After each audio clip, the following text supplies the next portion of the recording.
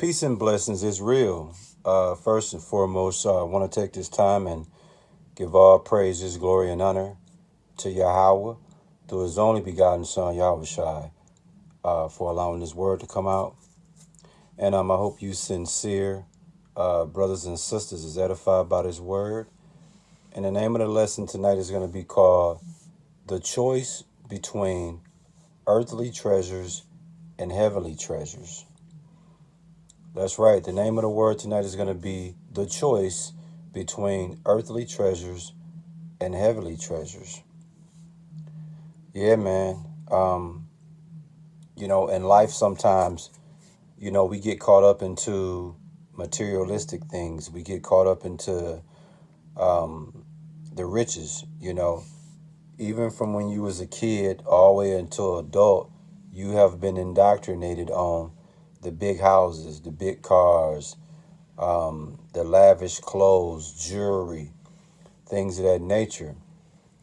And when you're a worldly person, earthly treasures that's what they desire. That's what they live for. That's what motivates them. But what you soon find out is when you look at life from a spiritual perspective, from a biblical perspective, you find out there's also heavenly treasures. And in this word today, what I want to do is show you the difference between the two and how you choose, you know, which treasures you rather go after, man. We're going to come to you in Matthew chapter 6, verses 19 and 20, man. In Matthew 6 and 19, it reads, "Lay not up for yourself treasures upon earth, where moth and rust do corrupt, and where thieves break through and steal." Yeah, let's analyze Matthew 6 and 19, because this is going to deal with earthly treasures. Okay, in this word, you're going to be able to, by the end of this word, you're going to be able to differentiate earthly treasures and heavenly treasures. And that's going to be able to help you determine which treasures you choose. But in Matthew 6 and 19, it says, "Lay not up for yourselves treasures upon earth, where moth and rust do corrupt, and where thieves break through and steal." Okay, so when you talk about earthly treasures, okay, you're talking about treasures that's temporary and they eventually going to fade away. Earthly treasures are worthless, okay, and you have to be extremely careful when you go after earthly treasures, because due to frustration and emptiness, due to vanity, financial vanity, due to insecurities, you're going to be doomed. You see? Yeah. When you look at earthly treasures, man, it's very temporary. It fades away. It's worthless.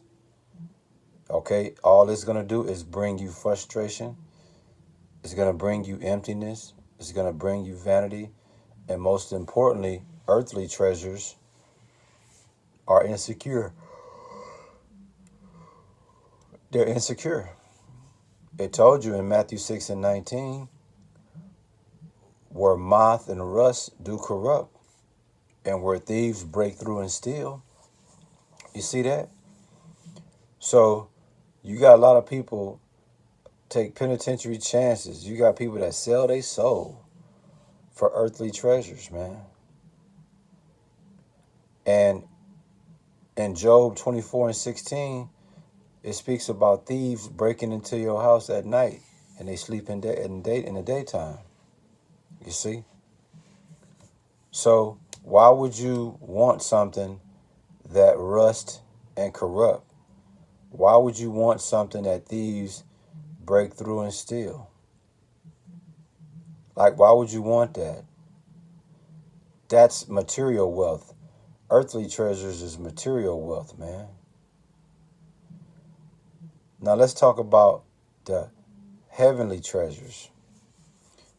In Matthew 6, verse 20, and it reads, "But lay up for yourselves treasures in heaven, where neither moth nor dust do corrupt, and where thieves do not break through nor steal." See that? Now that's cold-blooded right there, man. Now when we're talking about heavenly treasures, we're talking about everlastings. We're talking about the triple E, everlasting, eternity, and enjoyment. Those are all symbolic to heavenly treasures. Let me say it again. When it comes to heavenly treasures, we're talking about things that's everlasting, things that's symbolic to eternity, enjoyment. You see? Heavenly treasures cannot be stolen.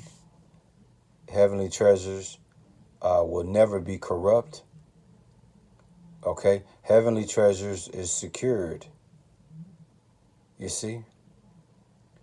Heavenly treasures, okay, is possessed in lands that cannot be, uh, um, how can I put it? Heavenly treasures is something that cannot be kept in a cash box. How about that? You see on the screen the chest, the treasure chest?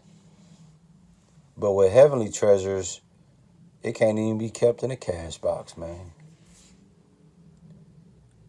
You dig? Heavenly treasures possess things that earth cannot obtain.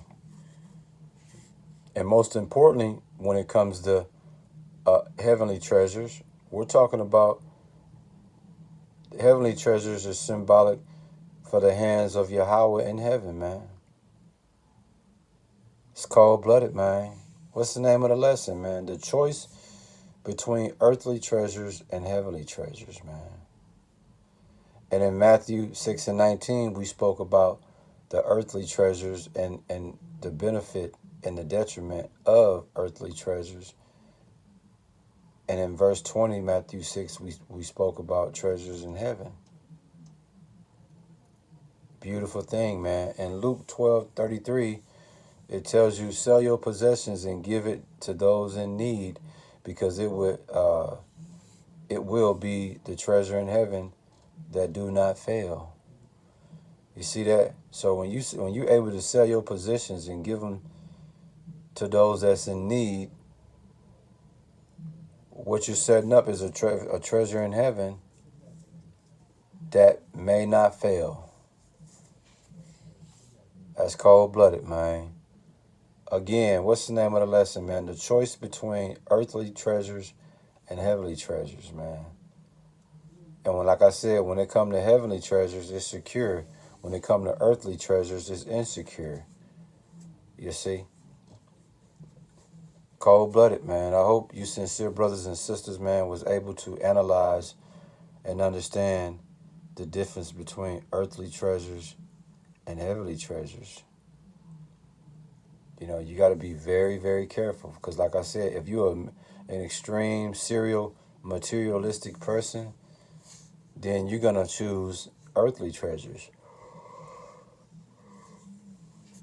But if you're someone that understands the benefit of everlasting life, the benefit of eternity, the benefit of enjoyment, the benefit of being secure, then you're going to subscribe to heavenly treasures, because that's where the money at, man. That's where the real money at.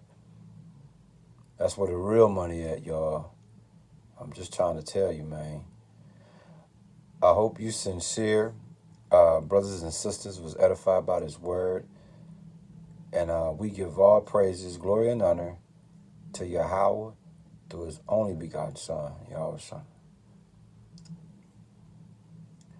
That's right, man. So as we get ready to close it out, let me just say this, man. People that have money, people that's blessed to have earthly treasures, I'm not here shitting on your earthly treasures, man.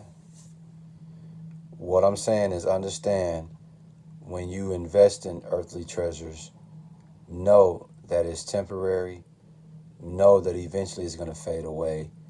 Know it's not as prestigious as you think it is. It's actually worthless. Okay? And if that's what you want to go up and go, if that's what you want to do, go after earthly treasures, that's on you. But understand what come with that. And also know that there's another option other than earthly treasures. You got heavenly treasures. Just the name alone should let you understand the difference in what you're dealing with. Cold-blooded, man. Cold-blooded. Again, man, we give all praises, glory, and honor to Yahweh through his only begotten son, Yahushua, man, for allowing this word to come out, man. Shalom.